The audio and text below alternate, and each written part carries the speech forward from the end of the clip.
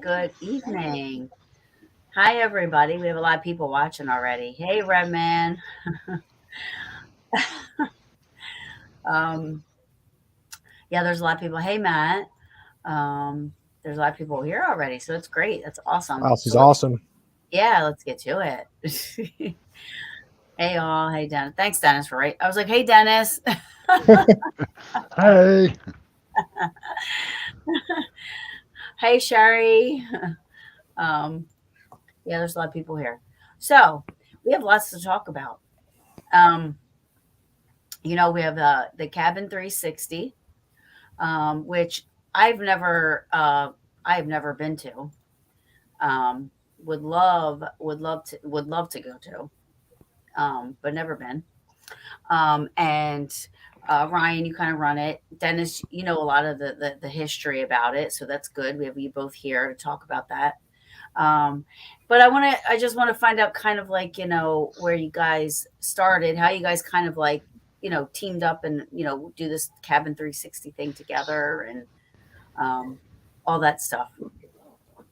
I'm sure we'll have some comments and questions. If anybody has any questions for these two wonderful gentlemen, please let me know. So who wants to start? Well, let's see. I started investigating in 2013. I was with All Seeing Paranormal Society, um, and we started investigating like the Exchange Hotel, and doing different private cases and stuff. And I told Howie, the leader, or I guess the founder of ASPS, about the cabin on 360, or at least the brick house, because my father had told me the story about how he had been called out to the house because there was a murder out there, and he had he'd gotten the phone call from two of my grandfather's workers who'd been sent out there to clear out some brush behind the cabin, and they told him they found a big box, and when they went to move it, it was heavy, so they opened it up and they found the naked body of a 12-year-old girl. Mm-hmm. So of course they freaked out, and they called the office and like, you got to get over here. And back then, Mechanicsville, where this took place, was just complete country. There was a school out there, but for most part it was way out. It was just, wasn't much out there. One of those, where you just don't keep your doors unlocked because nothing ever happens out there. So he goes out there, he meets up with the police, and he helps move her body into the body bag. And I was like, well, why didn't you say to me, like, talk about this before? It's like I was trying to keep it, kind of to block it out of my memory, because something like that happens, you get scarred, and it kind of stays with you. So I knew about the house, and I'm like, well, and we just started this team, and I'm like, we have these new people coming in, and we're like, well, what if we have a place to train them? Now, I'd gone to the cabin or the brick house before to do some work down there. Like whenever it would rain really hard, it would flood the basement. So I'd go down there with the shop vac and vacuum the floors in the basement. And I would say, hey, I'm here, just doing my job. Don't bother me. I wasn't really into paranormal field at the time, so I was more just like a safety first thing. Like if they're here, I'd rather them just know not to bother me and stuff. So so I never had any kind of yeah, exactly. Don't bother me. I'm just doing my job. Don't no, I'm not trying to bother you or anything. So I knew I knew about this place, but I didn't know there's any activity in it. I'm like, look, when you use it for teach our new investigators how to investigate, how we want them to investigate, and if we get something, that's great. I don't know if there's anything there. So the first day we had this like we had the team meeting out there, and I had a family dinner I had to go to, so I had to leave early. And so when I left, they're like, we'll be RP here till like 10, 11 o'clock, something like that. We'll do a quick investigation and see what we can do. So I get they start investigating at 6 o'clock. I get a phone call like at 8 o'clock or something. How he's like, we had to pull the team. This house is part of my friends fucked up, and I'm like, what are you talking about? Because I wasn't expecting him to get anything really. And it was like, man, our medium started crying. There were scratch marks on her back. He said he could see like where there was blood on the wall in Melissa's room, and it was Uh-huh. just I don't know if it was like he was stuck in a time loop or something. They saw it or what, but he was like I had to pull the team out of there. So it was about a year later that we were maybe a year and a half later that I was able to bring Dennis back in to the cabin, which would be summer of 2016. And the first thing he said to me when he walked in the door of the Brick Rancher was, There's something here that's not human and never has been. Hmm. and it was true. We, Yeah. we've proven it repeatedly. Just that energy that I felt. Now I've been doing investigations for nearly 25 years. Ryan can attest that I'm a medium and remote viewer, so I'm familiar with the energies that human spirit has. This was an energy that I hadn't felt before. This was definitely an unknown. Um, you just knew something was off. So then we walked through the house, and um, at that time we didn't know who the victim was or the age of the victim. We just knew it was a female that was murdered there. Um, but Ryan and I were in the basement, and I think both of us had one of those oh shit moments. There Hmm. was a scream that resonated through the house that every hair on your arms and neck stood up. Both of us looked at each other, and the first question was, what the hell was that? Right. And, you know, it's on the side of a highway. So we thought maybe there's somebody outside. There's a neighbor, I don't know, tenth of a mile away from us. Hmm. Um, maybe it's their kids out playing. So we went outside and there was nobody around. And then we started talking about what we had actually heard. And then it dawned on us that it was in the house. It echoed through the house. We couldn't deny that.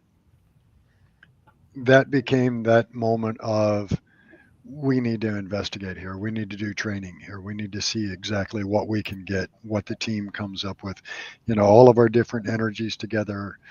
Um, let's see if it changes based on Right. who's together. And Ryan and I and the team got so much that we decided we would open it up and let other teams come in and see what they get and what their energy can do to the location and what it can do to them. It hasn't let us down yet. I have Yeah. yet to have a team that has not gotten something from even it's just like an EVP or something. There has not been a team has come through there that has not gotten at least something uh, substantial or at the cabin. Uh, what's y'all's outtake on shadow people? Low manifestation or a higher level of manifestation? That depends on. All right. So if you're looking at a true shadow person, not just the shadow of an energy form walking by, I think a true shadow person is a human spirit, but is, for lack of better terms, in transition. It's one of those human spirits that it has given itself towards the dark side and kind of a transitioning spirit. I think it's a low manifestation for sure. I do. I agree with you too, Dennis. I mean, I feel like it's that, but I also feel like it's a low. I always feel like they don't have enough, or they're not using it. The energy to fully show themselves fully. You know what I mean? So I would say low. And I guess that depends on your definitions too Yeah, of, for sure. you know, it, I still think it's a human energy, Yeah, Mhm. yeah. but Oh, I I think believe that. it's one that kind of lends itself towards the dark side. But I think it is a weak one that is not figured out how to fully manifest itself. I mean, those of us that have been doing this a long time and have been fortunate enough to see a full bodied apparition, that's a true WTF moment. Yeah, Seeing a shadow move against the wall is one thing, but to see a figure in shadow form that moves freely, that's not cast upon a wall or anything, that is that's also a WTF moment, but it's also a questioning moment of, okay, what did I just actually see? right. Right. And before you realize what you're witnessing, I feel like it's over with, Oh you yeah. know? Yeah. Yeah, 'cause it's so quick. People are always asking me like, "Aren't you scared?" But I've never seen a full-bodied apparition or anything that like that, but I have seen shadow things. And um before I knew what was happening, because I feel like your mind tries to like always tries to forgive me, COVID brain. Your Just mind trying to tries, process what you just saw. but I Mhm. feel like it's also like human nature. You're automatically thinking. For an example, I saw shadow in bushes in Gettysburg, and I thought it was a bird. You know what I mean? Like I see this black inside of this like real thick bush, but the bushes weren't moving, and this and that, and you couldn't hear it. You didn't see the bird fly away. But like when I initially had seen it, I said, how's there a bird flying around in there? But it was going like this, like peeking out and looking and then going back and peeking out and looking. But before I realized what was happening, it was over with. Yeah, that's so. Ryan and I with Crop, we did a lot of investigations and fundraisers for a location here in Richmond called Henricus Historical Park, and it dates back to 1611. And it was native property. It had Revolutionary War, it had Civil War, so it has a lot of layers just on top of each other. And I was sitting at about a quarter till 6 in the morning with their native interpreter at a fireplace, and we're talking about how the night had gone. We'd had hosted the public overnight. And as I turned to look at him, all I can see the expression on his face was just jaw hanging open and what Yeah. the hell is he? And now I'm turned to look where he's looking, and I've got the same exact expression. We watched 5 full dressed native warriors walk across a tree line and disappear into an intersecting tree line. And people are like, "Did you get video? Did you take pictures?" I'm like, I was too busy trying to figure out what the hell I just actually Right. saw for that 3 or 4 Exactly. seconds. I Yep. couldn't get my jaw off the ground, let alone my camera up. Exactly. And the same thing when I saw that chef, I had like two cameras hanging on my around my neck. All I could do was stare, and I'm like, like what is happening? And then before I knew it, it was gone. Yeah. You know. So Ryan, you were involved with Cabin 360, and you knew Dennis and brought Dennis in, right? Correct me. Well, my family owns the property. I wouldn't say I would, as far as being involved, that's about as involved as I was. They own Okay. the property, and I knew the houses were there, and I didn't know that the cabin itself was actually haunted until we decided, hey, because we're using the cabin as a base. We go to the brick house. When we come back to the cabin to like reload or we just to relax. But then we like, we might try investigating the cabin and see if there's anything there. Lo and behold, hey, there's something here too.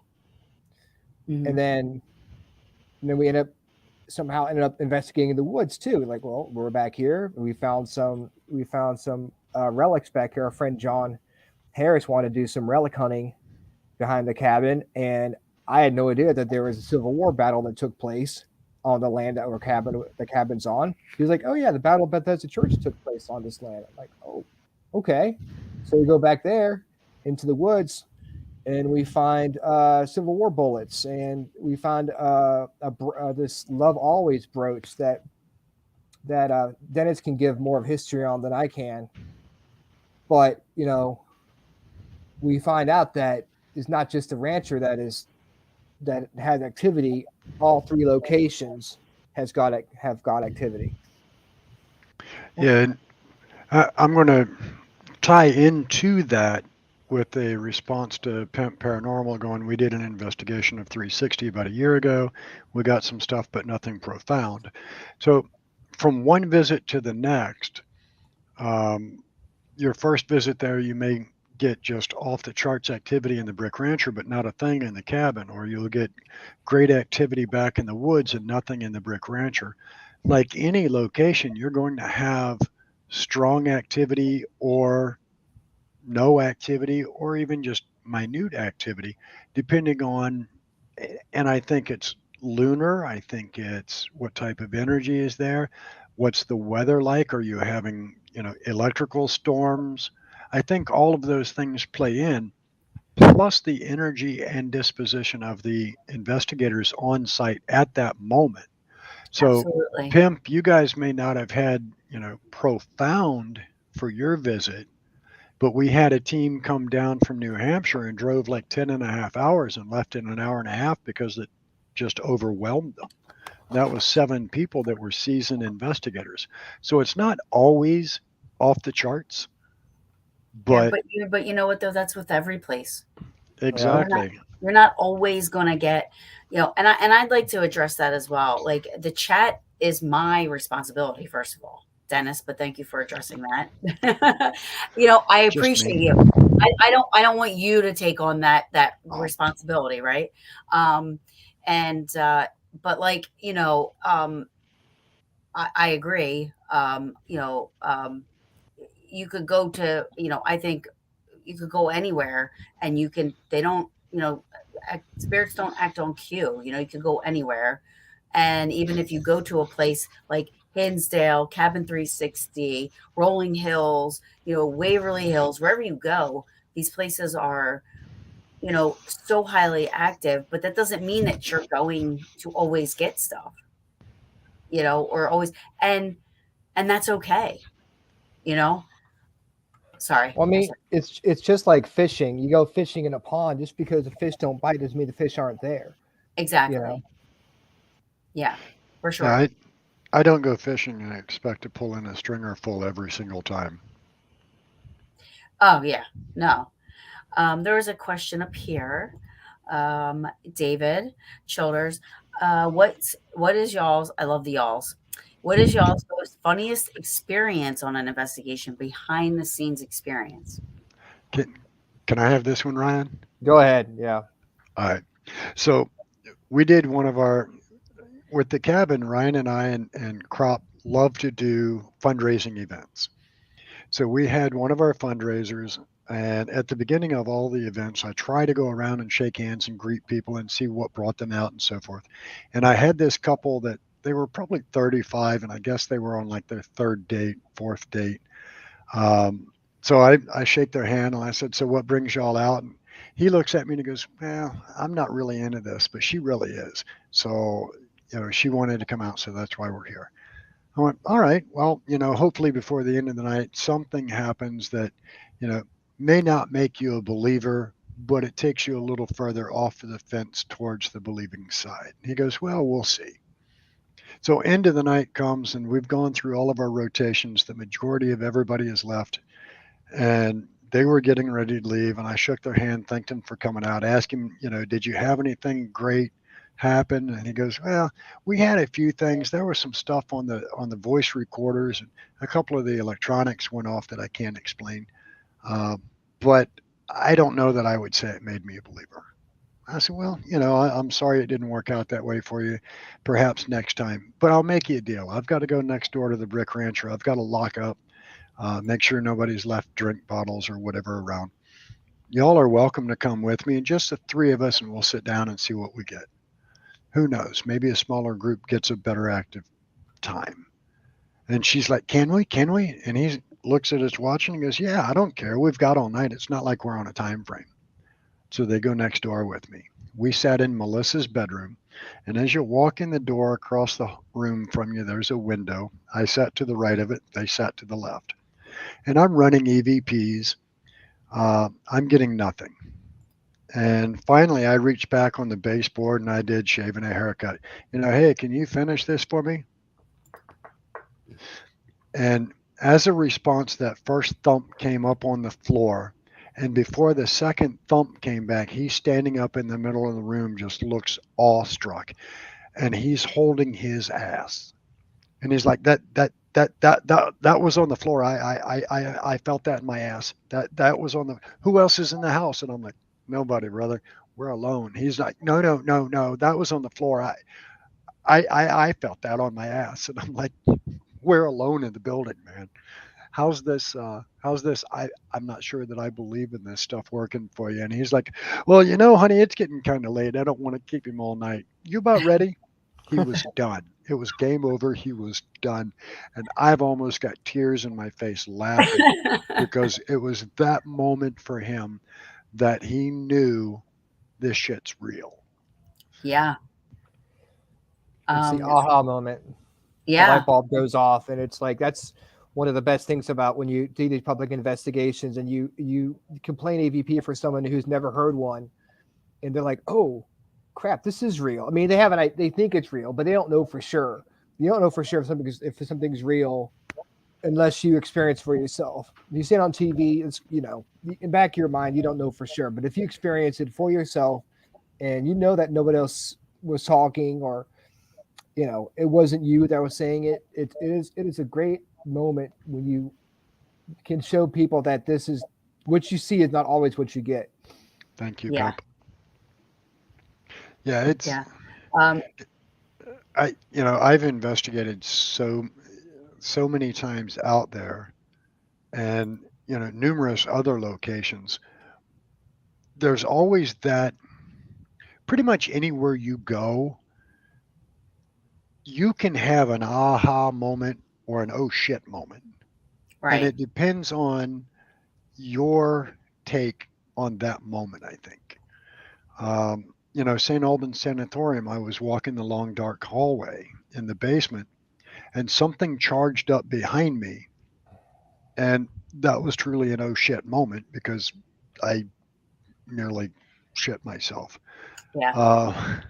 But Yeah. at the same time, it was an aha moment because I discovered that energy feeling can be detectable and discernible amongst different types of entities. That was when I first learned to discern what energies are what. Right. So it's a blast investigating. In the cabin, from time to time, the woods, like Ryan said, this past weekend, we did an event, fundraiser for flood victims in Kentucky. And the woods were just off the charts. Every group that went through the woods Somebody had had mentioned the fantastic woods. activity. Yeah, I think Matt Rice, he had mentioned, he said don't worry about the woods. He said, oh, is it Native American stuff back there? So that's the thing, we don't know. The Civil War battle, we know that took place, but it's also we don't know what happened before the war took place. So there could be Native American stuff back there. We only know a very little about like one section of that history, but we have captured cannon fire. We've heard musket fire. We've heard children back there. I've captured what sounds like a Native American back there. We've had drumming, but it's more of a military type drumming, like like Like a snare drum. war. Yeah, stuff Yeah, like it that. sounded like the drum and fife corps without the fife. But part of the problem is Hanover Courthouse, where all of the original pre-Civil War documents was burned in the Civil War. So we lost a lot of land documents and records and everything during the Civil War. So finding Wow. anything pre-Civil War is difficult. That sucks. And I've had this question up. What place did you guys go to that you got the most activity at? now, sharpshooter, do you mean as far as the cabin itself or a location in general? Last October. There was Yeah, so yeah, let him. discerning a location other than the cabin, I would have to say my all-time favorite has got to be St. Albans Sanatorium. It's it has never failed. It's a Um, location in general, yeah. yeah, so I would say from a most active standpoint, I've had some very profound moments at the cabin in the Brick Rancher, um, St. Albans Sanatorium. I mean, you have to take into consideration the fact that I've investigated the cabin in the Brick Rancher hundreds of times. So there's more I've than been one building. structure, yeah, on Yes. the property. Okay. Yeah, Yeah. there is a log cabin, hence cabin on 360, and then beside that is a brick rancher, 3 bedroom little brick ranch house, Oh, that sounds fun. plus 7 acres of battlefield. Wow. So I've had the pleasure of experiencing that location several hundred times, and I've got about 40 or 50 investigations at St. Albans, and both of them have their own idiosyncrasies. You kind of know who you're going to encounter here or here at St. Albans. And the Brick Rancher, you kind of know who you're going to encounter in different areas of it. The woods, you never know what you're going to encounter. Um, I mean, I had a young lady in my group got the back of her thigh grabbed out in the woods. Nobody was closer than 5, 6 feet from her. Right. Um, and I've had people at St. Albans that were grabbed also. So to answer, what is the most active location is very difficult because they're all kind of subjective on how many times you go as to what quantifies. Yeah, for Right. me, I would say Henricus Park is my second most. Of course, the cabin on 360 would be mine because I'm there all the time. But when I think it's a close between Henricus and St. Albans.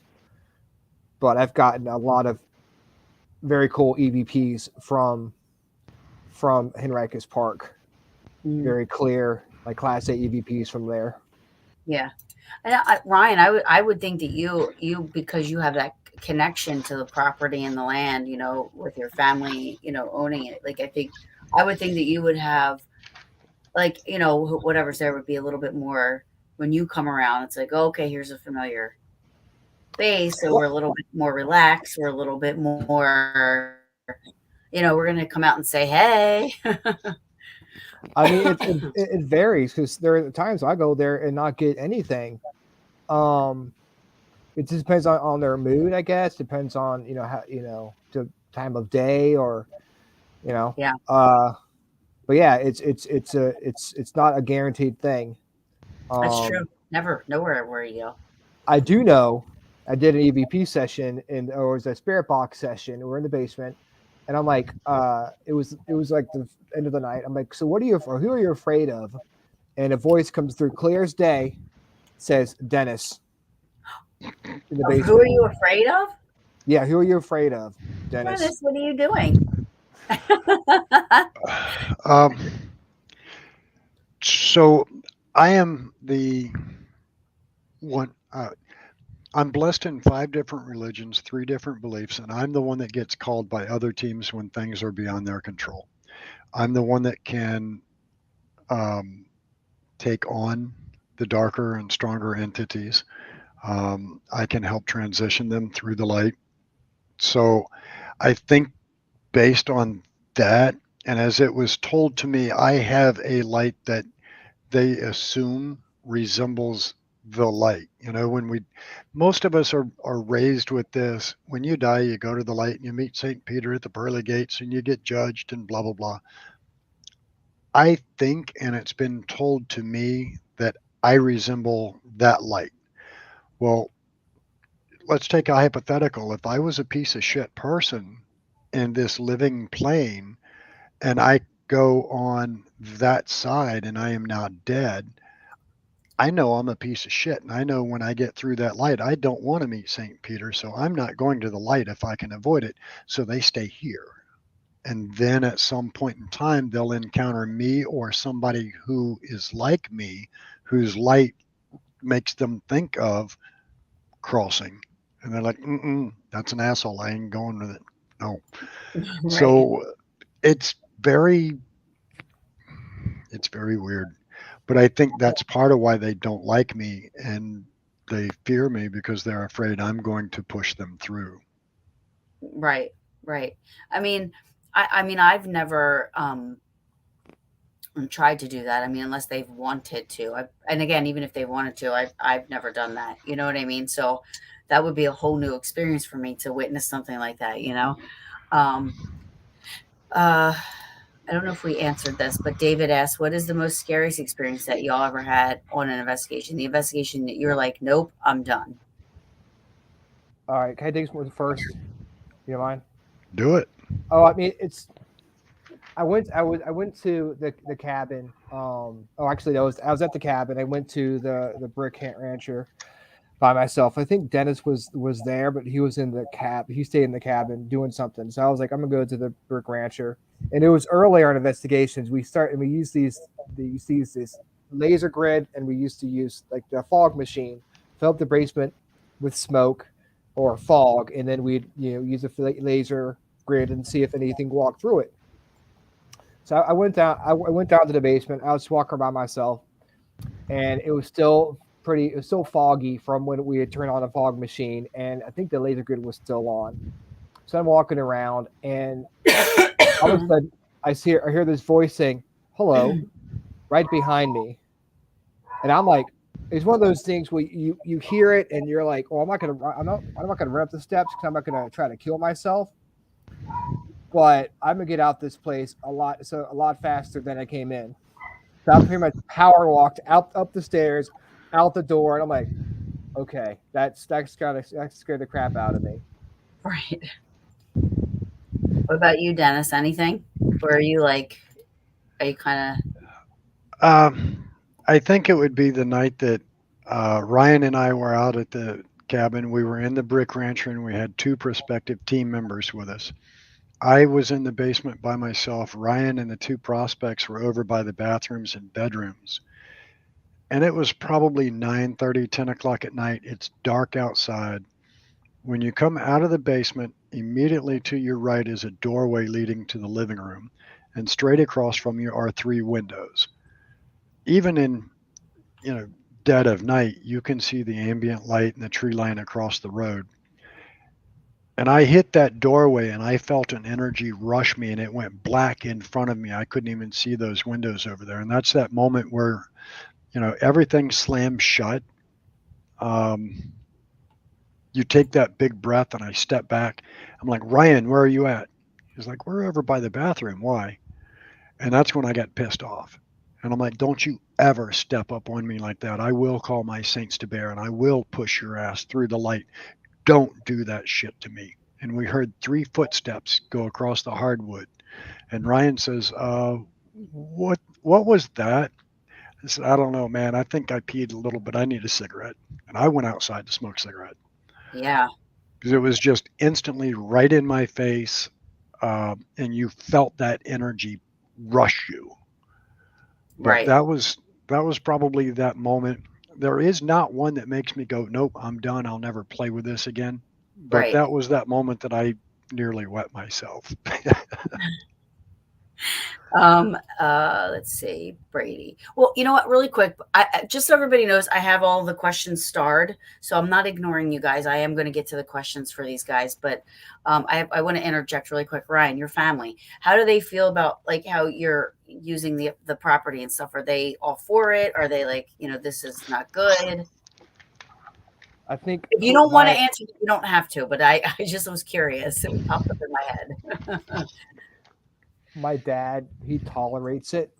And he knows it's a passion of mine because he really could pull the plug on it anytime he wanted to, but he Right. doesn't. He hasn't, and because he knows it's a passion of mine, and he knows the good we do for the community. Like this past weekend, we raised uh, over $700 for the flood victims in Kentucky, and we probably raised, God, I don't know, probably over $5,000 for various charities. We're we're Ryan, this is awesome. I didn't know we're this. we're pushing or over the $10,000 mark, Ryan.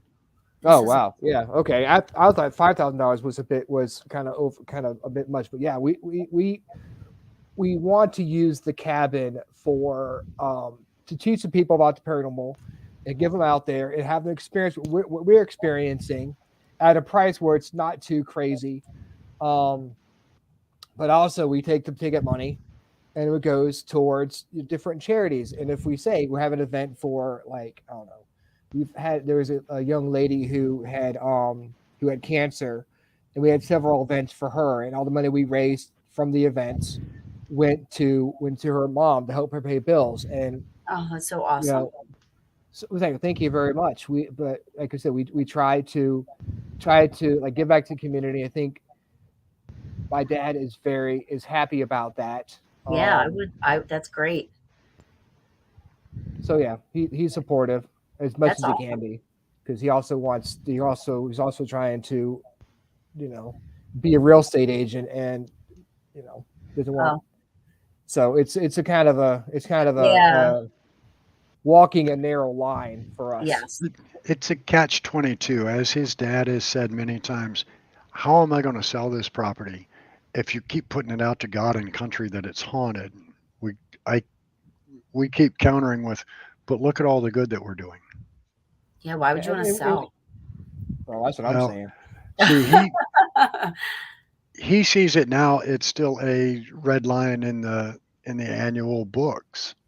Um, and if we keep doing it as charity and giving everything away, then it just stays a red line in his books. Yeah. But that's subject to change.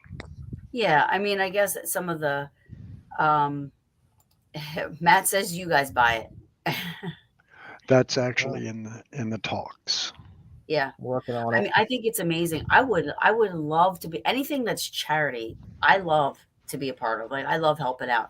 I am free to. I come up. I volunteer anytime. I really would. I love all that stuff. I love helping out with anything with charity. We'll be back out on September 24th down at the cabin. I'll You're be more at than welcome to come out. Hinsdale. I'll be at Well, Hinsdale. we have a toy drive in December. Maybe we can get you to come out for that. Yeah, that would be awesome. Um, Here's a question, Brady Forrester.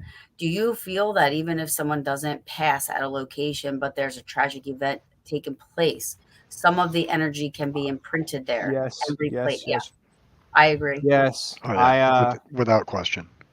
I actually did I think I played it for you, Taryn. I did a spirit box session, and we are in Melissa's room, and we get a voice back that says not a rapist, and then a voice comes back. It says hello, Randy. Now Randy's still alive, Right. living in I think North Carolina or something. Um, but he, like I said, he's not dead, but his energy is still there.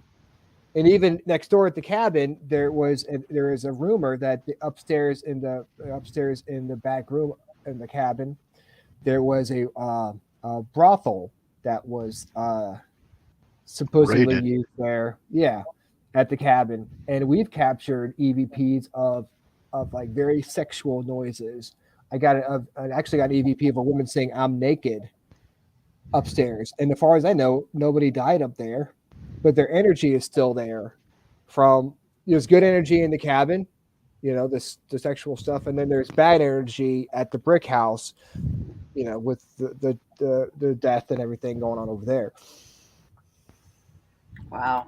This just happened, and you know what? I have my brain, but it just happened because I was somewhere investigating, and somebody had left. One of the people that was investigating with us left, and we all thought we heard them talking.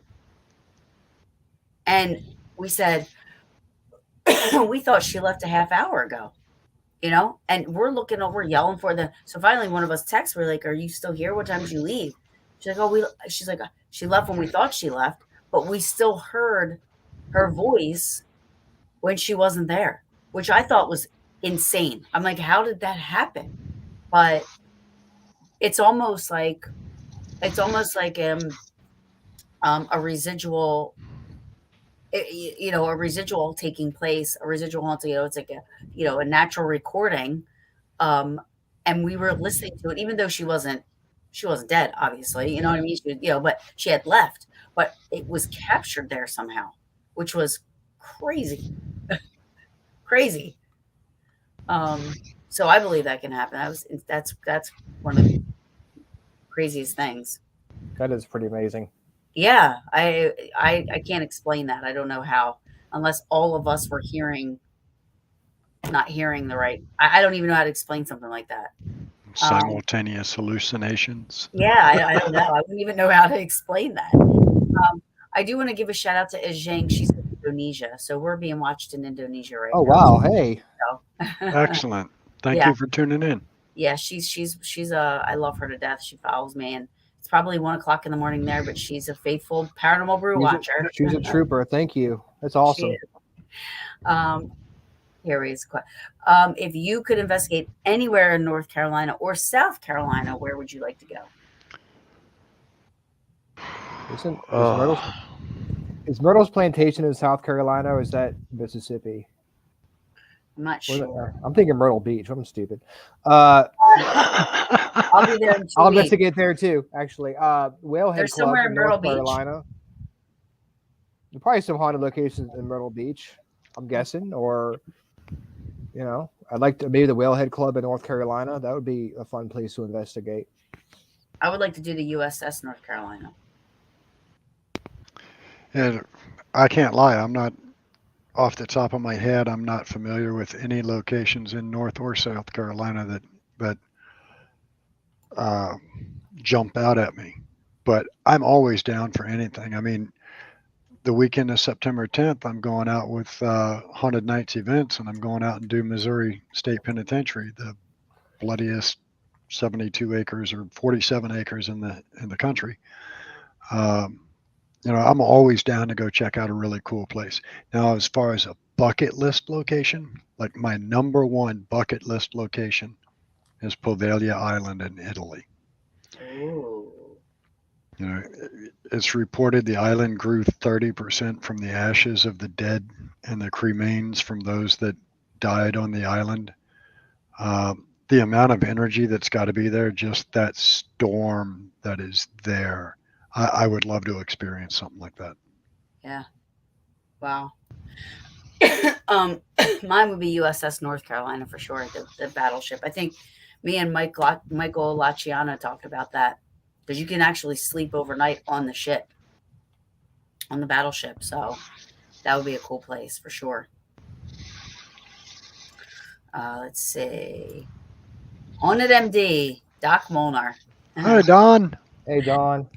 I've investigated with Ryan and Dennis many times at 360 Woods and the Rancher, and we always had stuff happen. We heard a crazy scream in the woods. Was that the scream you guys were talking about? No, that was different. so we were filming The Twisted Realm, and it was me, Don, one of our previous team members was holding camera for us, and Tana were standing out there.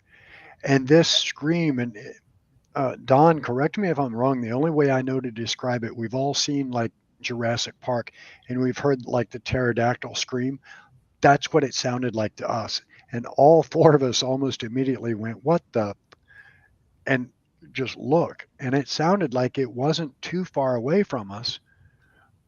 And we're in the forward portion of the woods. We're not even maybe 100 feet at most into the woods. And there was this scream that, I mean, it stopped everything right where we were. And just instantly, all four of us had the WTF moment. Yeah. No explanation of any sort that we could come up with. Wow. That's awesome. I would love to get out there. That's crazy. JJ's Adventures. Hi, JJ. What is the most chilling EVP you have ever heard or ever had? I'm sorry. Chilling. I can tell you of the most moving one. At the cabin on 360, I was leading a public group, and I've got 6 or 8 people with me, and we're in Melissa's bedroom. And I'm just leaned up against the window, the frame of the window, holding the recorder in my hand. And I said, Melissa, are you with us, sweetheart? And this sweet little voice comes through on the recorder in a Class A. It goes, I'm with you. Oh, I had to step outside because I just started crying. yeah. Now, I, this was this I the little girl that was found on the yeah, property? that was the little girl that was murdered, and it was in her room that we got that recording. Wow. I'll add to that. A few weeks ago, we had some friends of my girlfriend Angie from the camp she was working at. They came out to the cabin to do some investigating. I took them into the rancher, went to Melissa's room, and we got an EVP of her. I'm assuming it's her saying, "I was shot." Clear as day. And was that what happened to her? Yes, she was shot twice in the chest. Wow. Did they Yeah. ever find who murdered her? It was, It an was older her brother. half brother. Oh, goodness. She was getting ready for school. Her school was right down the street. You could see the school from her house. She was getting ready for school, and he walked in the room. She fought with him, told him to get out, and he said he last thing he remembers was her yelling at him. And he woke up, or came to, or I guess realized what was going on. She saw her lying on the floor with 2 bullet holes in her chest. Wow. So he like blacked out and just did this. That's his claim. That's what he says. Wow. That Dennis, I would be with you. I would probably have to take a moment after hearing something like that. Mm-hmm. Well, and it's not just so much what was captured, but it was who by, because Ryan will tell you, I've done so much research on the property, and we've investigated there so many times that both of us feel like an older brother connection to Melissa. Mm-hmm. Yeah. I mean, there is definitely a connection to her that I feel I have to protect her. Obviously, this young lady was murdered when I was only 10 years old. This was in October of 1979. I didn't know her. I didn't even live in this state at that time.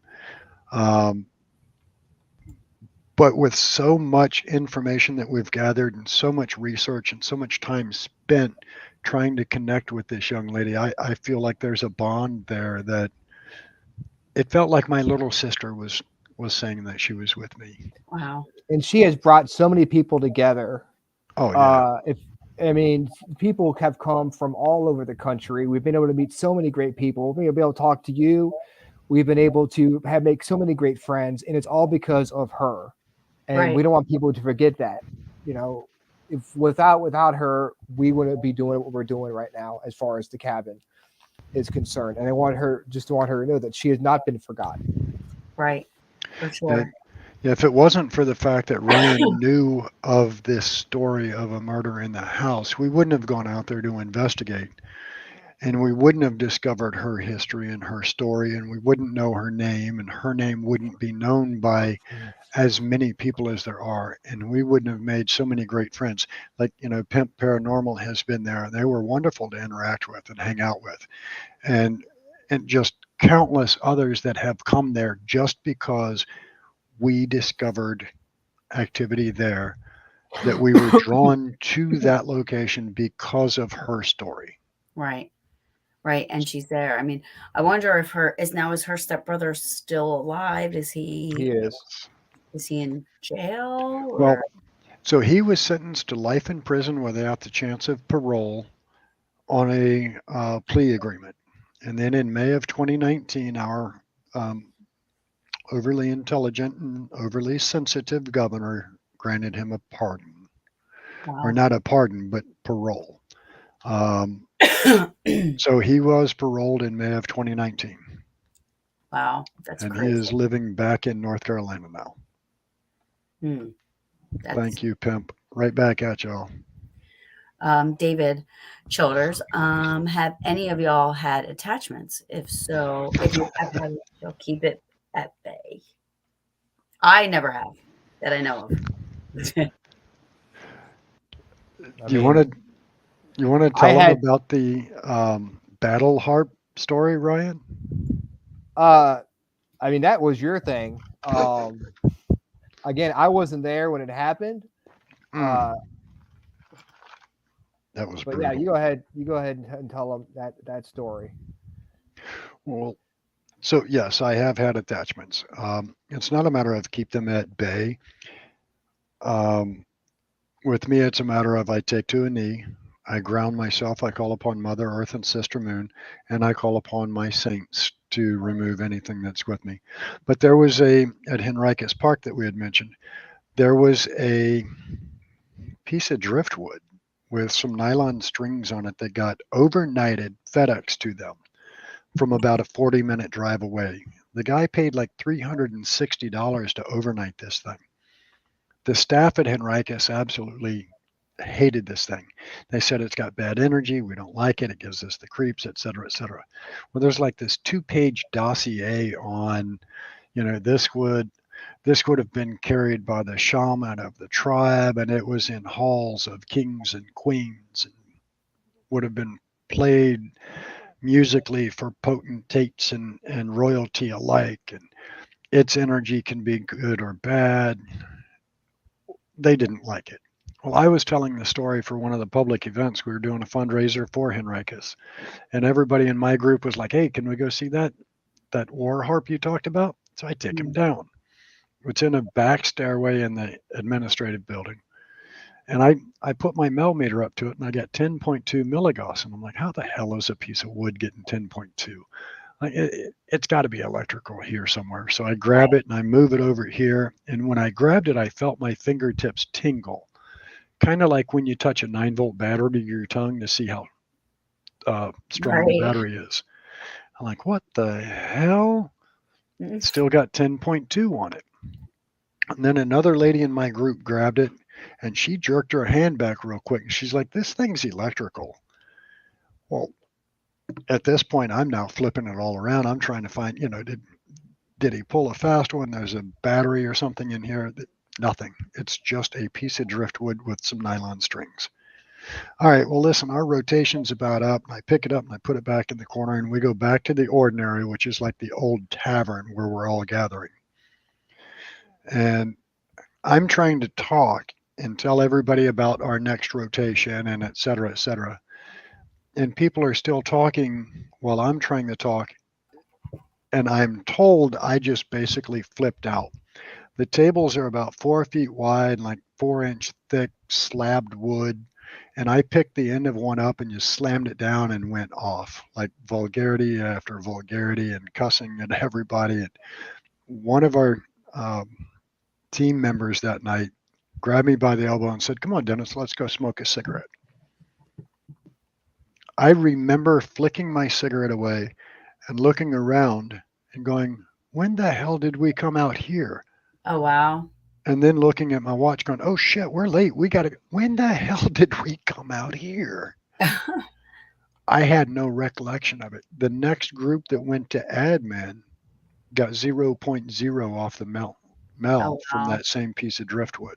Wow. But my entire group saw 10.2 on it. So I think that was, whatever energy was attached to that jumped me. My next location was the church, and I made it all of about 3 steps into the church and almost barfed. And I handed what few pieces of gear off to one of the group members, and I went back outside and I just started a prayer. And I did a cleansing and blessing on myself in the rain and walked back into the church and felt fine.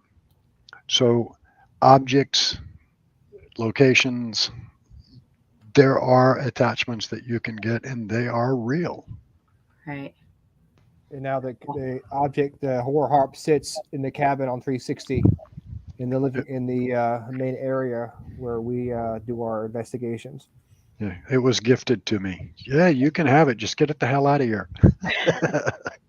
Okay. Um, We have had people when you go into the basement of the brick rancher, it's a good idea to have some kind of protection to know what you're dealing with down there. mhm. We've had seasoned investigators be completely changed. Their whole demeanor will change when they go Wow. investigate down at the cabin or in the brick rancher. There's something inside the building, like Dennis said at the beginning of the show, that it's not human and never has been. I don't know what it is. We've captured pictures of it. We call it Dobby because the picture we captured of it looks like Dobby the house elf from Harry Potter. But don't mistake it. It's not a nice thing. It likes to mess with people. It's mess with Dennis. It's mess with people have been doing this for a long time. Wow. I'm going to try. I don't know how well this will transfer, but I'm going to go back to StreamYard here, and I'm going to look at the exact. I think that picture shows up fairly well. Yeah. So that was what was described to us and drawn by a young lady that said she saw this in the basement. Oh, wow. Now, Ryan, correct me if I'm wrong, about 6 weeks later, when they came out with the thermal and they captured this one. Put it down just a little bit. Oh, wait. Oh, the white thing with the black In eyes? the bottom Yeah. corner, yeah. Oh, wow. And I'm going to zoom all the way in on it. Let the camera adjust. Wow. And you'll see what looks like the odd shape off the back of the head, the big eyes, big nose. Now I'll go back to the drawing that the young lady gave us 6 weeks earlier.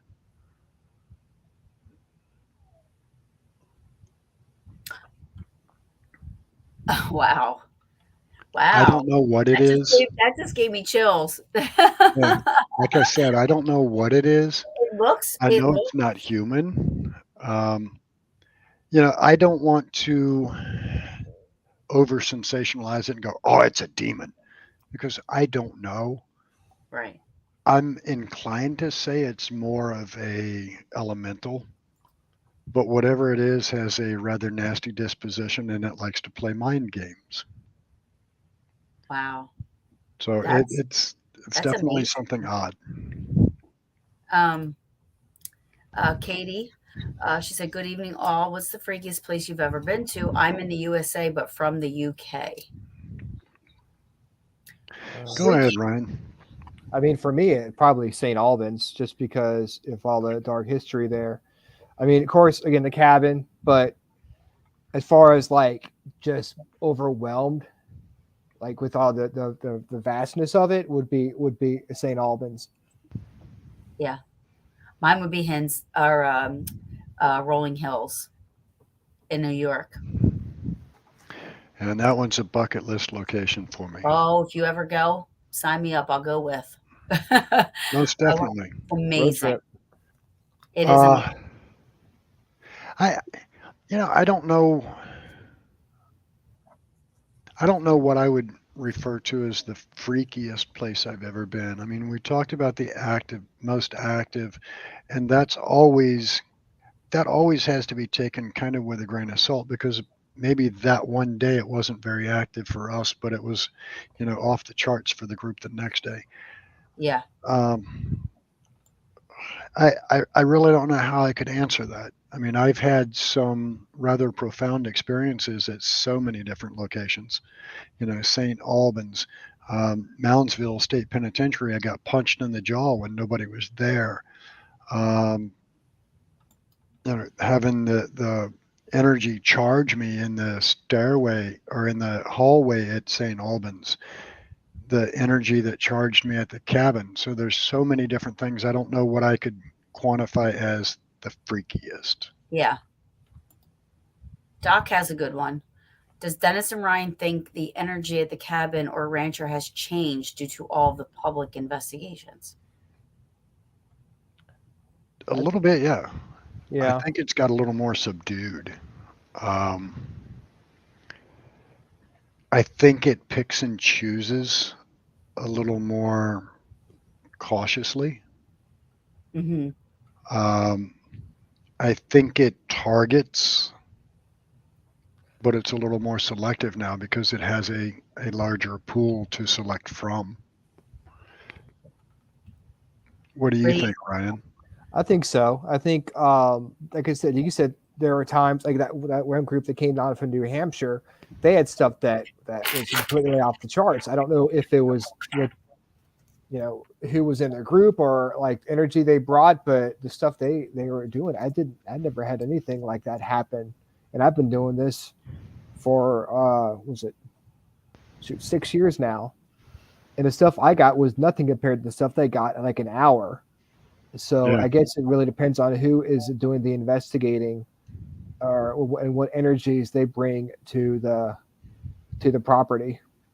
I always say, like, I feel like we all have, if for lack of better description, our own antennas. So we could be standing next to each other. You could see a full bodied apparition walk by, or hear a disembodied voice, and I don't see or hear anything.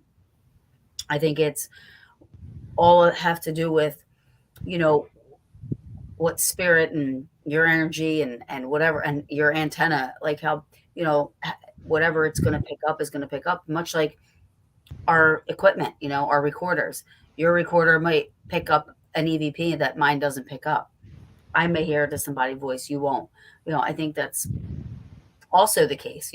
So I think if people are coming out, and then also spirit, I mean, if Melissa is there and she sees somebody that looks like her stepbrother, she may tend to back off and go hide, and you're not going to get anything. You know if somebody comes in and she feels, it's like people too. You meet people, you either automatically connect with them, or you're like, not really feeling that person. They got like this bad vibe. I think it's the same. I agree. And that's a great point about the antenna. I think that's spot on. Yeah. I think we've all been in a location with others and they go, "Oh my God, did you see that?" And you're looking in that same direction and you're going, "What?" No, Or, unfortunately I didn't. "Did you hear that?" Hear Hmm. what? So I think that antenna analogy is great. Thank you. Let's see. So Paula, she said, I wonder if the person is a reincarnation of one of the spirits. I don't know if Paula, I'm sorry. I know you said this a while ago, so I'm not sure what we were. I know that might sound odd, but not unheard of. I'm not quite sure. Maybe she'll um, fill me in on that one. Um, let me see here. Hold on one second. Um, Rachel says, one of the craziest things I've ever had happen on an investigation was at Applewood in Colonial Williamsburg. The residual energy was of a horrible act that happened. We caught on a body cam while no one was in the building, and we actually heard the act going on. And the thing is, the woman is still alive that it happened to. Wow. Yeah, So that's crazy. That's wild. yeah, I mean, if we look at the theory that a residual haunt is simply the stone tape theory, the walls absorb that energy. uh, and then for whatever reason it releases it from time to time, then the log cabin is a perfect location for that because everything there, it's just logs, it's just wood. If anything is going to absorb energy, that would be it. And then to just cut it right back to us at some point in time. The female that Ryan captured on EVP upstairs going, "I'm naked." Both of us are like, "What the hell? Where did that even come from?" And then we found out later that it got rated somewhere in the mid to latter 80s as a bordello. But do we think that female was there? No. Um, Maybe. But I think that was just a residual moment in time that the fibers of that building released back into the environment. Mm.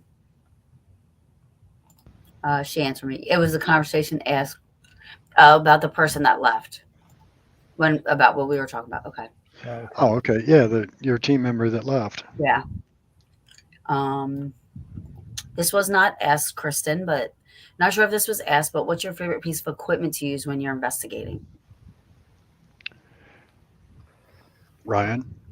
I mean, I use my EVPs, and I actually use my phone to record EVPs. I use the voice recorder on my iPhone, and that works great for me. So digital Voice recorder. recorder, yeah, voice recorder. Would be I'm with you. And for me, Pimp beat me to it. My own body is probably my favorite piece of equipment, but you can't validate that as evidence. It's only personal experience.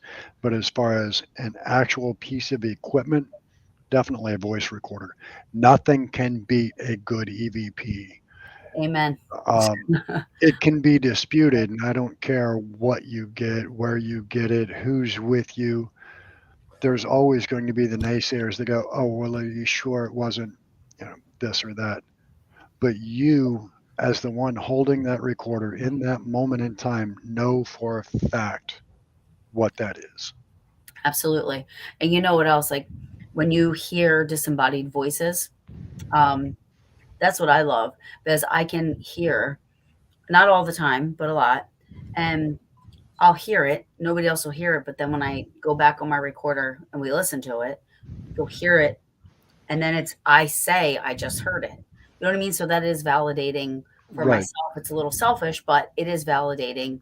Um, but I'll be honest. I already believe. So I'm investigating for myself and for whatever. So it's like there's always, like you said, Dennis, there's always gonna be people there, it's everywhere that will the naysayers, and whatever, but we know. We know exactly what it is that we are communicating with or what's coming through? No, we don't. No. We're humans, we give everything a label. So, but do we know for sure? No. But how do you explain your EVP of Melissa, or those intelligent responses that you're getting on your recorder where, is it another dimension? Is it, what is, we don't know for sure. Um, Go Yeah, I can't 100% say that voice that says, "I'm with you." I can't 100% certain say that is Melissa. I didn't check her ID. I didn't Right. go, "Oh, you said that? Let me see your ID." Right. But in my heart of hearts, I know that what I heard was a young female voice when I asked a question directed at Melissa, who was a young female. And what I got back was a young female responding, "I'm with you." That to me is all the validation I need to know that I have an EVP from Melissa and her spirit is still there. Absolutely. I have to say, I also do I like to use equipment that's not made for ghost hunting. So when I first started, I bought thousands and thousands of dollars of ghost hunting. I went to the ghost hunter store, I got equipment. It's all, I can't, like, I use stuff that electricians would use. I use stuff that, things like that where, I like old school compass, baby powder. I have an original, a really old tri-field meter. I love that thing. I have the same one probably. Yeah, I love the tri-field meter. Um, but like I said, recorders are I can't get into the stuff like I did, however, I got a trigger, um like a black cat that Vortex Ghost Gear made, and that goes against me saying that I don't use stuff made for ghost hunting, but um I would use that before I would use like a REM pod or anything like that, because you have to consider where you're at, and spirits aren't going to know what that stuff is. If I was a spirit and somebody said, "Can you touch that?" I'm like, "I ain't touching. What the heck is that thing?" But I have a black cat that was made into like, a trigger prop, or and if you say, "Oh, can you pet my cat?" uh, and I have a train. People from the beginning of time, they know what trains are. They know what cats are. You know what I mean? So to me, that's the easiest thing and the most comfortable thing for spirit. If you're trying to communicate with, you know, I don't want to scare them. So you don't have all this like equipment all over the place. So that's just my take on it. I believe that however, but what everybody else says, like your own body. But like you said, there's no way to record them unless you have it on record with your recorder or video, and you record reaction, you record everybody talking and this and that. But that's about it. Yeah. Yeah, I mean, so we have tons of gear that, blinks and buzzes and beeps and all of that. And I'm not discrediting Hmm, that gear. We own it mostly, and Ryan will tell you, I very seldom ever use it out. I very seldom ever bring it out. But for John Q. Public, who has never investigated before, absolutely. but they have come out to join us for an investigation, Hmm. for a fundraiser, or whatever. Yes. They like bells and whistles and Yeah. lights and I It helps, gadgets. it helps validate what we're talking about. Like, I agree. this is, And When you do events, absolutely. When you yeah. do events and the public comes out and they play, they want to see that stuff. They want to see the stuff. They want to see the stuff they see on TV, or they want right to see all that stuff happen. And now, have I had some profound moments with those? Yes. mhm. Um, I will I will raise my right hand and swear I played Simon in Ooh, solitary confinement at Ohio State Reformatory with a spirit 2 weeks ago. Simon, the yeah. old game, red, Oh, that's blue, green, that's yellow. good. That's awesome. I bought this damn thing at so my kind of adopted brother owns a place called Oddballs Antiques and Collectibles. There's a Oh, free fun. plug That for you, sounds John. fun. Wonderful place, 16,000 square feet, over 100 vendors, antique mall. I love And places I like saw this thing and I went, that would be cool. I wonder if I could get Spirit to play with me. So I take it to Ohio State Reformatory with me, and I'm sitting in solitary confinement. And I said, all right, Spirit, you do the red, I'll do the others. And I went like 4 rounds. I couldn't do anything. Even when I tried to hit red, the damn thing wouldn't go. But it would start a fresh round, and like blue came up as the first one to press, and the red got pressed. And I'm like, I didn't do that. wow. And but it was fascinating as hell to me. I'm like, I can honestly say I got to play Simon in solitary confinement in Ohio State Reformatory with a spirit, and it was the coolest shit ever. That's awesome. That's awesome for sure. Etch a sketch would be interesting, Paula. Yeah. Yeah, for sure. Um, so what can I ask? Like, so if I wanted to come out there with a group, can I stay there? Is it how many people do you allow to come? Are all the buildings, you mentioned a church as well that's on the property? Did you say church? Or did I mistake that for something else? Well, I think that was Enriquez what he was talking about. yeah. Oh, okay. I That was apologize. Marcus Park. Um, now, So the property, the cabin on 360, we have the log cabin itself and a brick rancher, 7 acres of battlefield. Um, our rates are Sunday night through Friday night are $200 for up to 8 people and $50 a person beyond that. That's so good. Saturday night is $250. All Hmm. times are 6 p.m. to 9 a.m. the following morning. We're not making you pack your shit in the middle of the night and leave. Awesome. You can sleep in the structures, bring sleeping bag or cots. We don't have beds. It's not a bed and breakfast. Um, and most of the time, people want to investigate anyway, and they're not sleeping. Yeah. Um, there are restrooms in both buildings. There's electricity in both buildings. There's a coffee pot, refrigerator, and a microwave in the log cabin. Um, you know, it's not intended to be. Um, we're not trying to buy a new boat from this location. We're trying to keep it affordable yet keep the bills paid, and Right. let John Doe and company be able to investigate it and experience some of the things that we've experienced and learn about the paranormal. That's awesome. That's a great price for sure. I mean, some of the places like I've been hearing lately that everybody's been upping their prices to investigate, which stinks because it's discouraging for people that really can't afford $1,600 to investigate somewhere, and or I mean it's crazy, Yeah. and so you said up to 8 people. Up to 8 people. Sorry. Um. Uh. Yeah, and Pimp, you're good as far as sleeping goes, but we're not giving beds. There's no beds there, so bring a sleeping bag, bring a cot, uh, Hmm. bring blankets to curl up on the floor. You can always do like I did, in which this was an epiphany moment for me.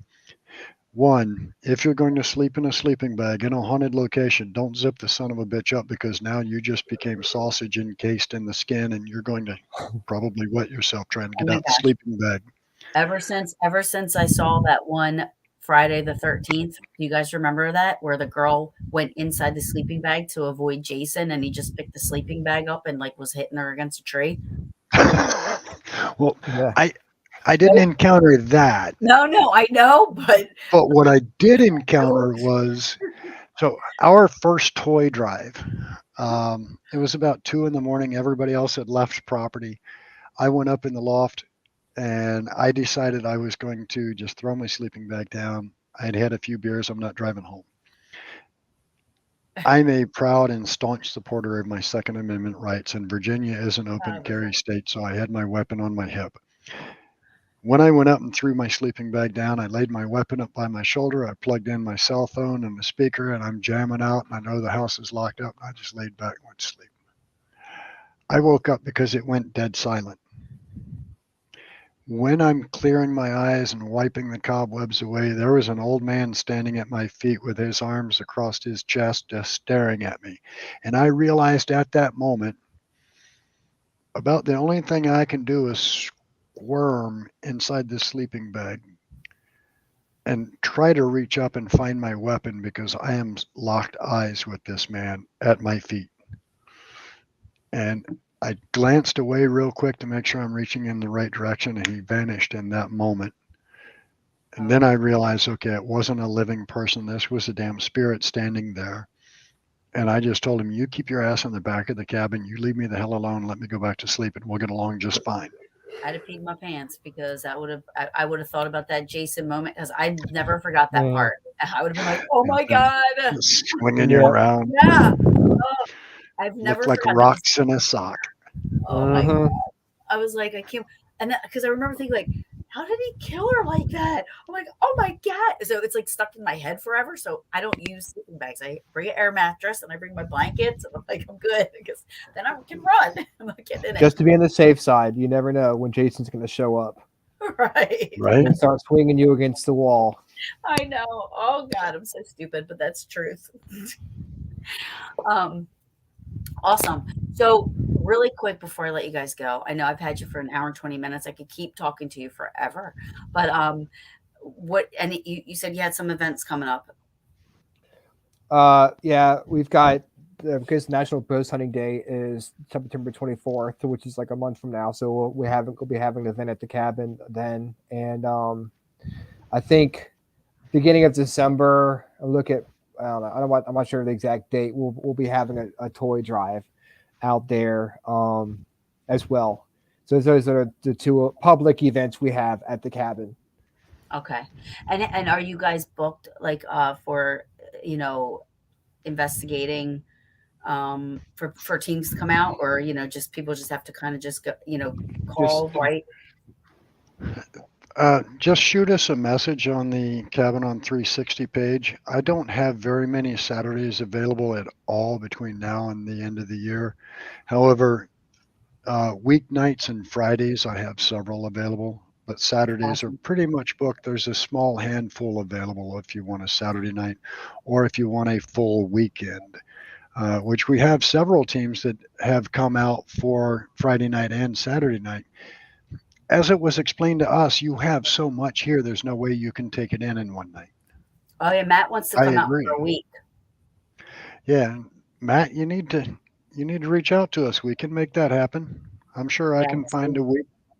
yeah, that would be cool to be somewhere. So if they did Friday, if they do the whole weekend, is that do you do you said it was 50 during the week? No, it's 200 Sunday 200. night through Friday night and Okay. 250 on Saturday night. So Okay. it's 450 for a Friday, Saturday night. Okay. Gotcha. Works. That's awesome. Even, I mean, and 8 people, you split that between 8 people. That's nothing. No, not at all. And That's two great. nights during the week, pimp is $400. It's 200 a night. You you saw that before I saw that. I'm sorry. That pop you were I was like, "What's he answering?" Sorry. Was it Oh, no, no, no, that's fine. Um, but, yeah, that's awesome. Well, I appreciate you guys, Hmm, joining me and, no coming on. problem. Dennis, thank you so much again. If I'd have known you were gonna be joining us, I would have put you on the banner and, gave you some, you know but I would love to have you guys on again. We'll have to set something up to have you guys on again, and, um, maybe even I've been looking for somebody to go live, but I wanna air it live on Paranormal Brew. Like, I want to do somebody to do a live investigation, and I'm live with them, you know what I mean? To Sure. just something. Just tell us when. Yeah, I We'll think that work would it be out. so cool. Yeah. Yeah, we've done We that can figure before. that out. We've And actually trust me, you don't want me in a banner anyway. People are going to look at it and go, oh, not that asshole. I am not tuning into that. Oh, that's not stop true. it. That is not true. So not true. But, uh, thank you so much to All Religious. Thank you, JJ. Um, but yeah, thank you so much. And Ryan, I'll be in touch. Dennis, I mean, please, I would love to, if you, when you guys are having stuff, please share it with me, and I'll share it on Paranormal Brew. I have 11 pages that I post that I'm an admin for, so I can share that out. Whatever you guys got going on, share with me, please, as I totally fully support my peers, my colleagues, my paranormal groups, all kinds of stuff. So I'm all about it. Awesome. Well, I Well, appreciate it. Thank you so much. You're Ryan welcome. Ryan is our social media guru. I pretty much suck at it. I very seldom take pictures. I Yeah. So Ryan, there you go. Awesome. Jonathan said, "I am here late, but I'd love to have a beer with Dennis." Well, catch up with us some night out at the cabin on 360. I don't drink anymore. I stopped 6 years ago. I discovered I'm allergic to beer. I break out in handcuffs. So Ah! Oh my I god, stopped drinking. that was cute. That was cute. Um, yeah. So, thank you. Mark says great show. Everybody's saying great show. They are all saying it was really awesome. Thank you all Well, for thank you tuning in so and much for listening to watching. me. Yeah, please, and everybody go to Cabin 360, and especially with all the charity stuff you guys do, it's amazing. And extend our thanks to your dad, Ryan. I will. I will. For, keeping this place and allowing everybody to be able to do this,